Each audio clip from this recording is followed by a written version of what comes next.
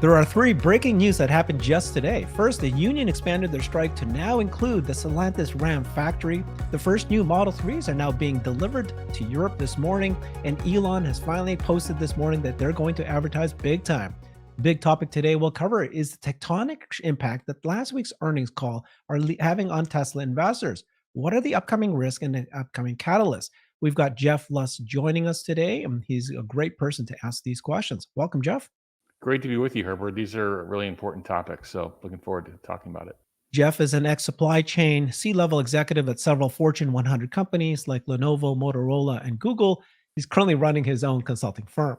All right, let's go. So let's show you this big news this morning. UAW on Monday ordered 6,800 more workers to strike, this time at Stellantis' largest assembly plant. This is their Ram pickup truck. So now we've got Ford F 150, we've got the GM truck, and we got the Ram truck being affected. There's now 40,000 workers on strike. So you got this news here that says here that Sterling Heights assembly plant is in Detroit. It's the only source for the production of their Ram 1500s. And this is the quote that the union said. Stellantis has the worst proposal on the table regarding wage progression, temporary worker pay, and conversion to full-time cost of living adjustments. Union is targeting them now. And I think this part down here, it's the first expansion of the strike since October 11th. Now there's 40,000 workers on strike. Your thoughts on that, Jeff? Yeah, I mean, this is escalating, but it also may be that they're getting closer to a deal across the board. When he says like they have the worst deal on the table, what I think he's trying to do is he's trying to pull number three up to be closer to the first two and then get the first couple calibrated. And they may be getting close. This strike is already getting, going longer, I believe, than the previous GM strike from 2019. So as his, kind of his predecessors in the UAW, he's been on strike longer. It's kind of a message to the union members and so forth. It's going to be this thing's going to be interesting. Is like, can he get a deal where the union members would actually vote for it? That's going to be one thing. They may want to hang out for more. But this is definitely an escalation. But I also believe it's an escalation that may be drawing the whole thing closer to an end. But I mean, what does the end mean? So right now, there's obviously near-term Q4 damage. Hitting the biggest Kentucky truck plant. Basically, I think second to Fremont, Tesla, by the way, in terms of revenue and shipments. And hitting that plant for Ford, and then now going after Ram and their trucks and their biggest facility. They're basically going after the profit center vehicles and the kind of the bigger facilities now to really ratchet up the pressure. I think these automakers, they've really they've come back with some fairly strong proposals. When you add them all together with the wage increases, the cost of living adjustments, you're getting closer to 30% type raises for these employees. And it's complicated because there's tiers of employees, and the automakers can play around with how long that certain members stay at these tiers, and the UAW is trying to get rid of those tiers. But in general, I think this is escalating to maybe draw to a close pretty soon. Now, the question is besides the near-term damage, what's going to be on the other side of this? Ford and GM were making just maybe $1,000 or $1,000 to $3,000 gross profit per vehicle, and you could I think the labor end of this is somewhere in the order of 5 to 10% of the vehicle cost. So you can just do the math in terms of how much this is going to eat into the gross profit. Now they have financing, they have other sources of revenue, but in terms of gross profit per vehicle, on the other side of this is going to weaken them on their ICE vehicles.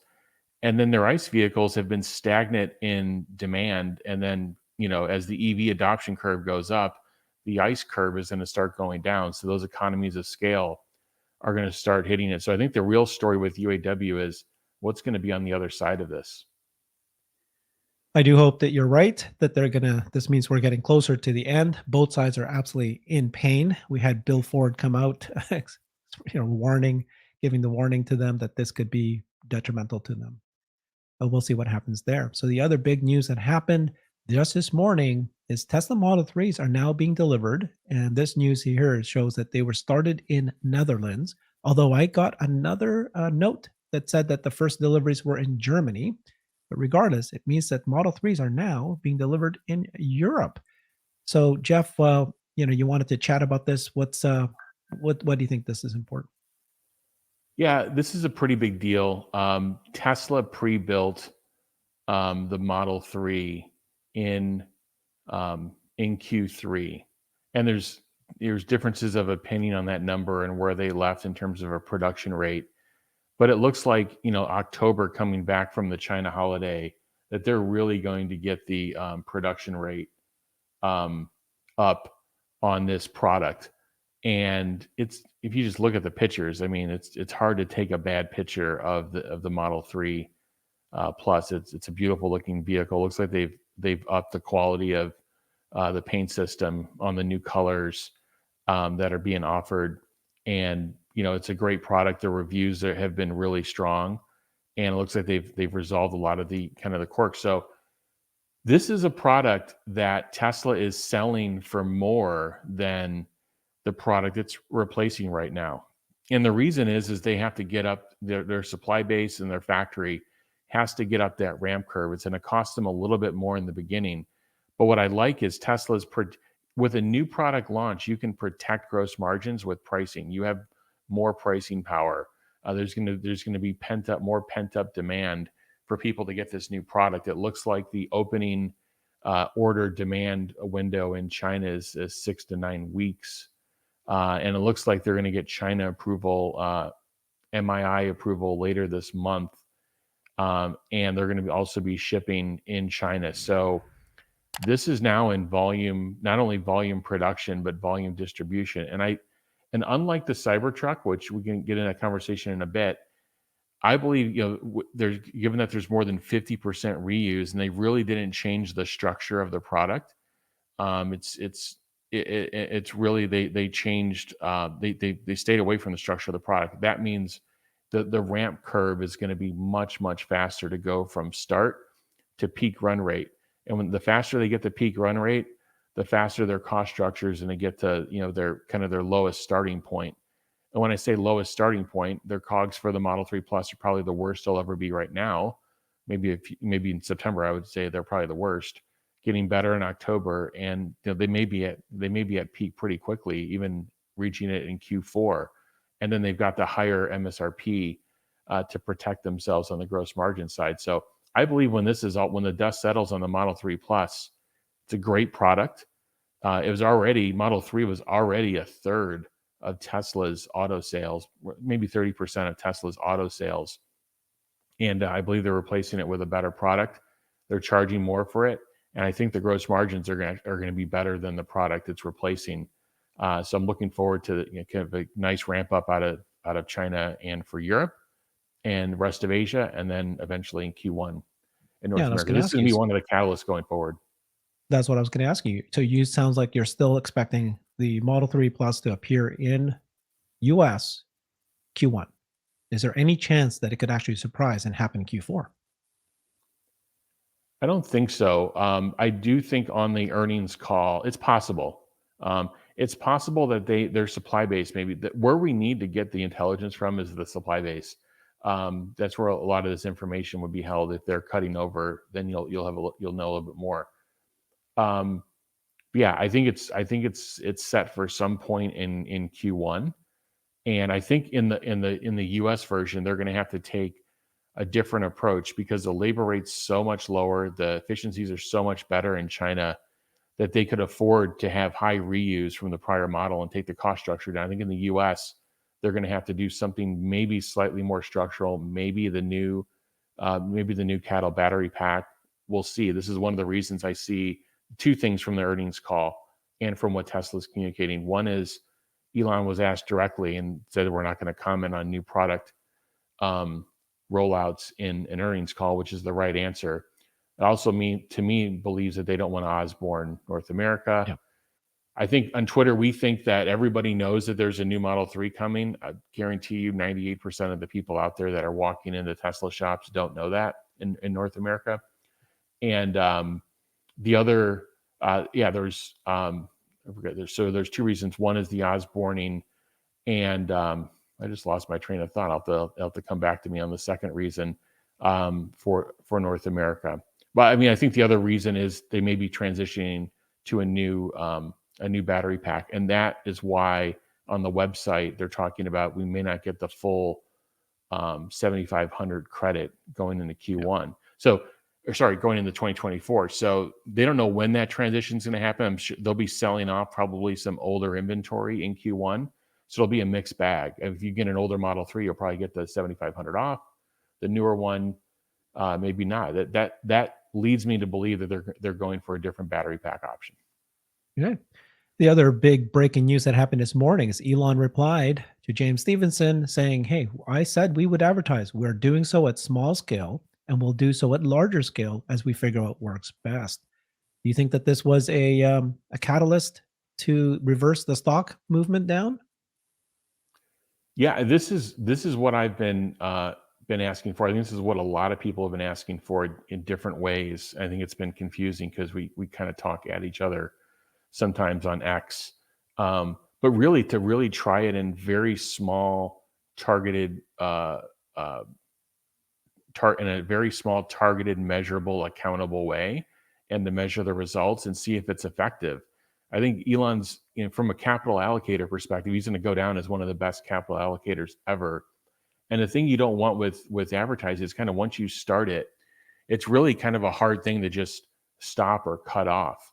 And it kind of just grows and grows. And so I think what he wants to do is he wants to have something that's controllable, it's measurable, and we understand the real effectiveness of it. So yeah, it could have been a bit of a catalyst, but we'll see.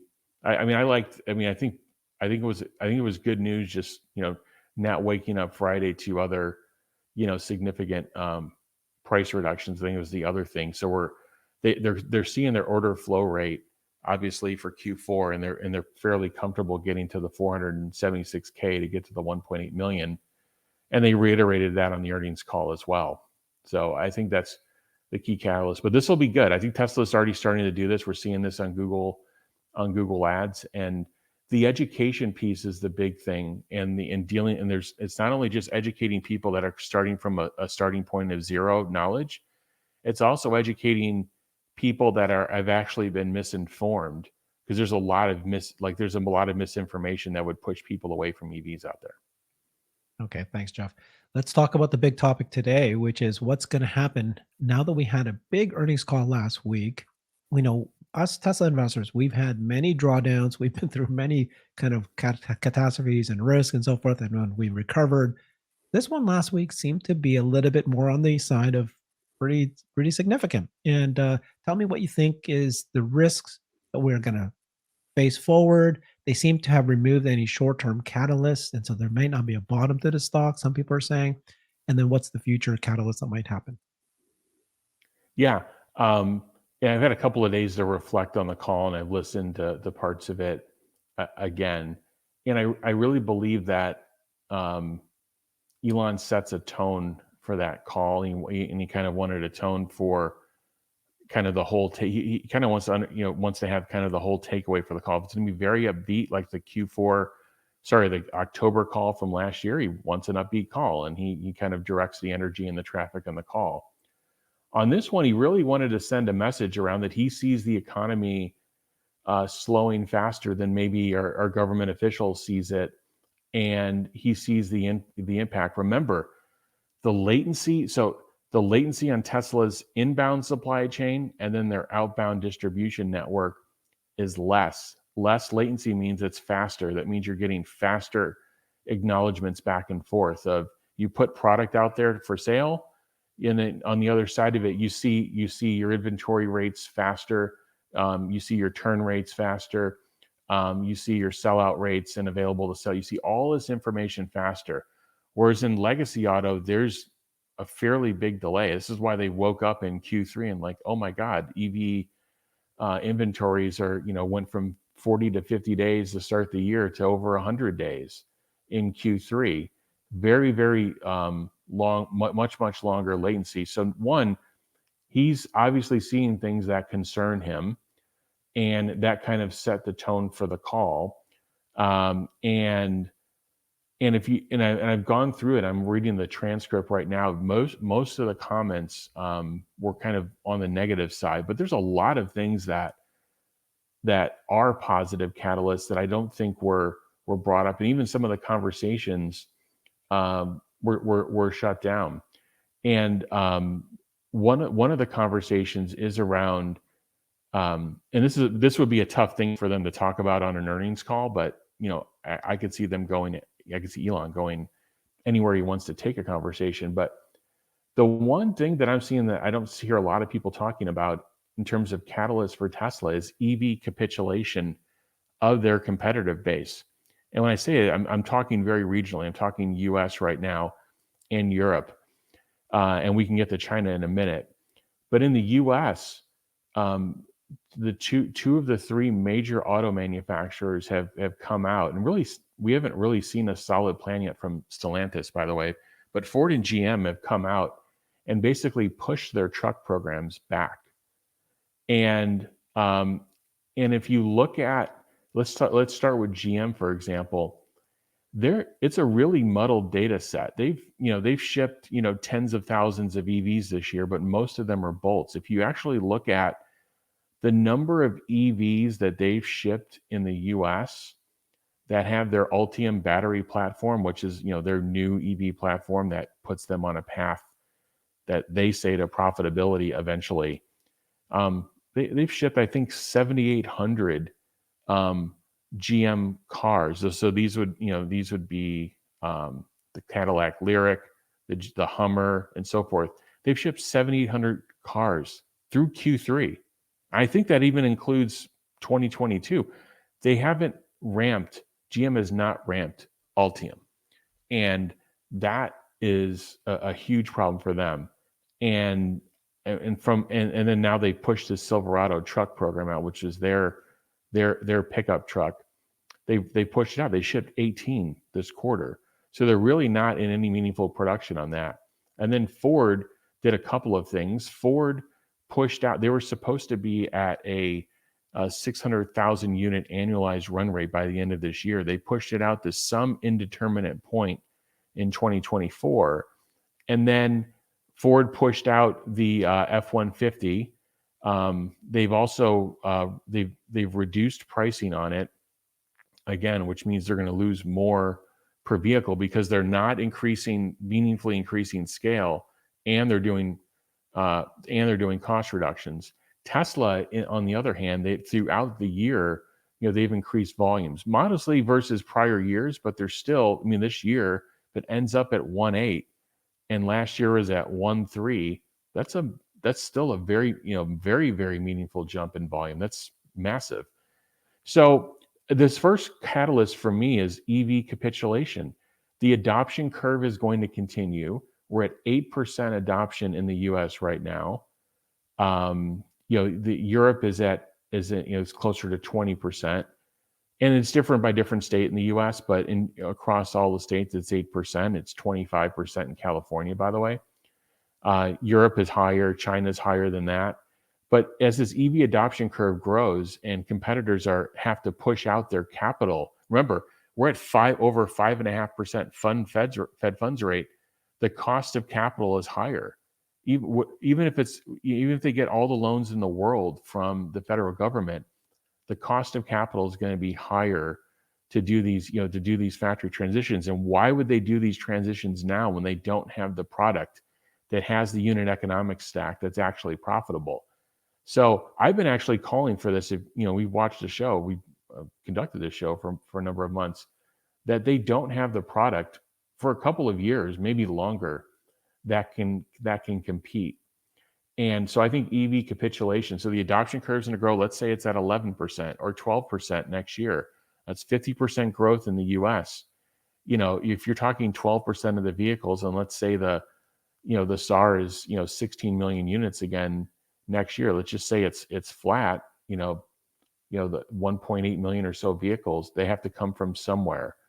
And right now, the other thing is Tesla has 50% market share. They have 10 times the volume of all the rest of the competition combined in North America. So this whole thing about they're already at kind of a zero starting point, and it looks like they're capitulating at least for the next 18 months.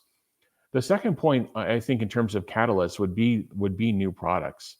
If you looked at the reaction Elon got with the Cybertruck at F1, obviously it's him. That's part of the attraction of having crowds of people around him, but it's a Cybertruck. And you heard the commentary. People are like, look at that thing. It looks amazing. Yeah, thanks for bringing that up. This thing looks amazing in person. I've seen this in person. Many of us have seen this in person. This product looks amazing. And it looks like from people that have driven it, that it's amazing to drive. It's quiet. It's unlike, it's going to break the truck category. So this new product leadership, the Model 3 Plus is a sleeper hit. This is 30%. Model 3 is 30%. It's still there's no other EV in the world that's been shipped in higher volume than the Model 3. I think the Model Y is going to cross over that pretty soon. But it's the most successful EV in the world, and now it's fully refreshed. All those little quirks have been improved. So you're going to be able to walk into a Tesla shop at some point in 2024. You're going to have this unbelievable looking Cybertruck. You're going to have this unbelievable looking, fully refined, next generation Model 3 Plus. You're going to have the Model Y with all of its improvements, and now 3 different price tiers. And you're still going to have the S and X. I mean, they're going to have a very, very strong portfolio. So I know they didn't want to talk about 2024, and I think it's a bit early. It's October, and I think they want to see how this quarter plays out. But between that and between that product leadership, between EV capitulation, and then North America, the point of sale credit, the IRA going to point of sale. I know we've talked about this a number of times, but this goes from something that's indeterminate, where I had to carry a tax loss, which means I don't know what the adoption rate of this was. It'd be great if there were some statistics, but it doesn't look like it pushed up volumes, because North America has been flat for the last 3 quarters. So it doesn't look like it's had this appreciable impact on volumes. But when it goes to point of sale, it goes into the invoice price of the vehicle. They drive off the lot with the lower monthly loan payment. That's what Elon's talking about, is how do you take the per month cost down of the vehicle? Now you're going to take the cost anywhere from 10 to 20% down as they drive off. And then finally, in terms of catalysts, these option plays, at some point, I think very soon, Tesla is going to have a partner in FSD. I don't think Elon would have announced that on an earnings call if there wasn't a serious discussion. Now, maybe that discussion broke down. Maybe there's new ones that have started. But as this continues to advance, all the other competitors know they either have to have a solution, they have to have it at the right price point, or they don't have anything. It's not just to say like we're in the lab, we're muddling our way there, and we hope it has the right price point or the right cost structure. Tesla's got all that, and the only question now is how good will it be? It's not like will it work? It will work, and the question is how good can they make it? And given the core foundation, the way Tesla's architected this, it's probably going to be something that they could just continue to improve significantly. So these option plays, FSD, eventually the robotaxi network, the bot, these things are going to mature throughout 2024, and they may not hit. And then energy, of course, energy is growing at a significant rate, 90% year on year, throwing free cash flow off. But at some point throughout the year, one or more of these option plays, I think, are going to have a profound moment. Not investment advice, just when I don't know of another company, another mega cap that has this many profound option plays out there. And this may not print massive revenue in 2024, but when you're in 2024, analysts are going to be looking ahead to 2025. You're going to have a scaled up Cybertruck. You're going to have Model Y continuing to be the number one selling vehicle in the world. You have this brand new Model 3 Plus. You're going to be closer and closer to the Gen 3 vehicle. So this is why, as I've had time to reflect on earnings, we're going to be, I think we're between short-term and longer-term catalysts, and it didn't sound very good coming off that call. Yeah. But as I've had more time to reflect on it, when you're in 2024, your analysts are going to be looking ahead already to 2025, and they're going to put behind the fact that 2024 may be flattish to 2023 because analysts have to look ahead. So, and again, I don't know of another mega cap with this many kind of big, just massive, like industry changing option plays. These aren't just like, if they work, they're going to add a couple of billion. I mean, these are like $1 trillion transformational option plays for Tesla. So that's my take on the call after reflecting on it for a few days.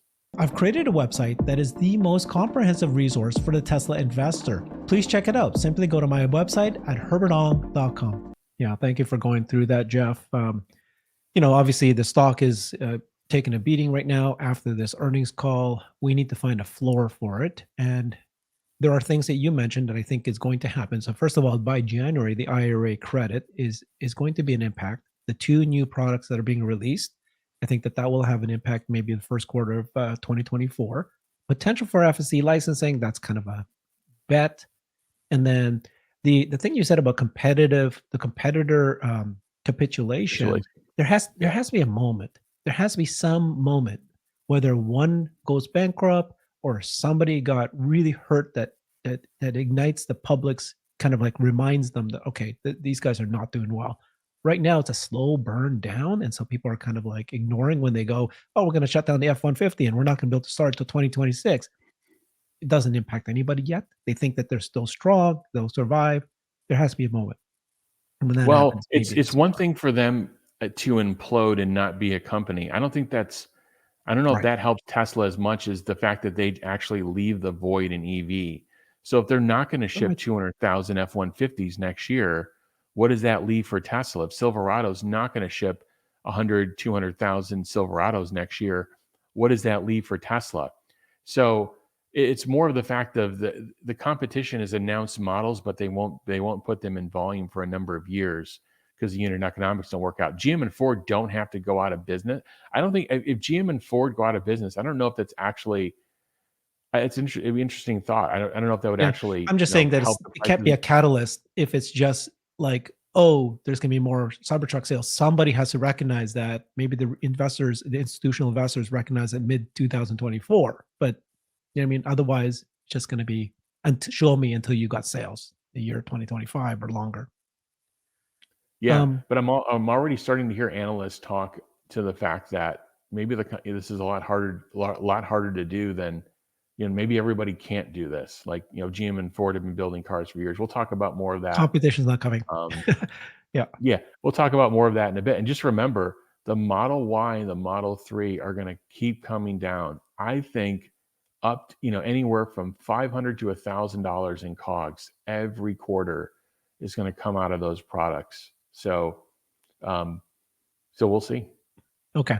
Thank you very much, Jeff. Follow him at the Jeff Lutz on X. Thanks, everybody. Bye bye.